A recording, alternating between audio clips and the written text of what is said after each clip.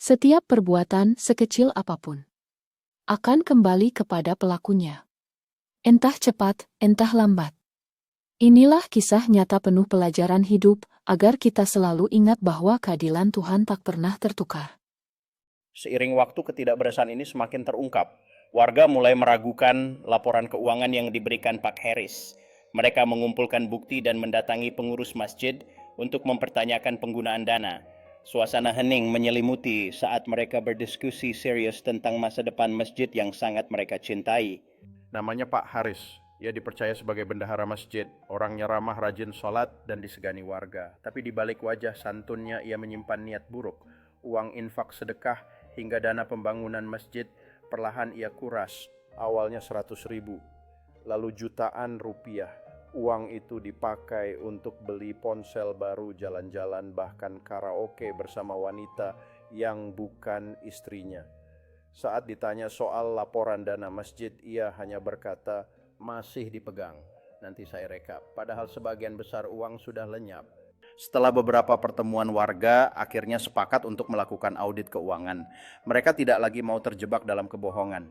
Hasil audit menunjukkan bahwa dana masjid telah digunakan untuk kepentingan pribadi Pak Haris. Keputusan diambil, saatnya menghadapi Pak Haris dan meminta pertanggungjawaban atas semua tindakan yang telah merugikan banyak orang.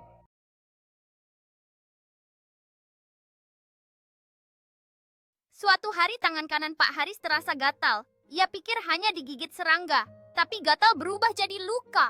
Luka berubah jadi borok. Borok makin melebar, menghitam dan berbau busuk. Ia pergi ke dokter, tapi anehnya tak ditemukan penyebab medis. Obat tak mempan.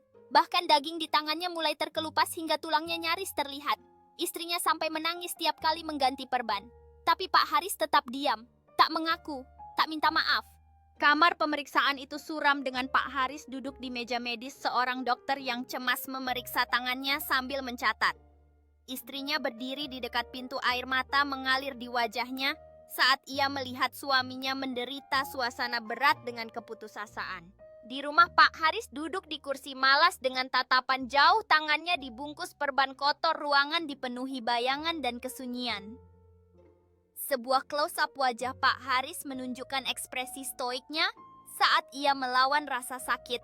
Sementara istrinya berlutut di sampingnya, menggenggam tangannya sendiri karena khawatir.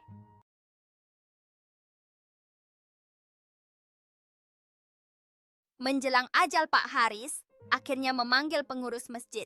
Dengan suara lemah, ia mengaku telah menggelapkan dana kas masjid. Namun pengurus hanya diam dan berkata, "Maaf Pak Haris, kami sudah serahkan urusan ini pada Tuhan." Beberapa hari kemudian Pak Haris meninggal. Tangannya masih membusuk dan tak bisa diluruskan saat hendak dikafani. Bahkan liang kuburnya harus diperdalam karena bau busuk tak tertahan. Di tengah suasana duka, para pelayat berkumpul di sekitar liang kubur. Wajah mereka dipenuhi kesedihan dan kebingungan saat membicarakan keadaan meninggalnya Pak Haris.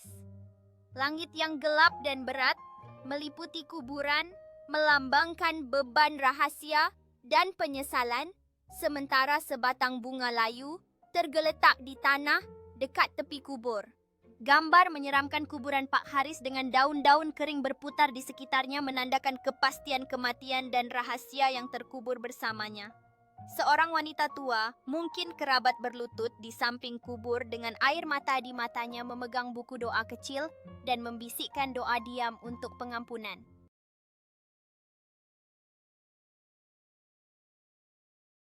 Harta bisa dicari, tapi amanah adalah titipan.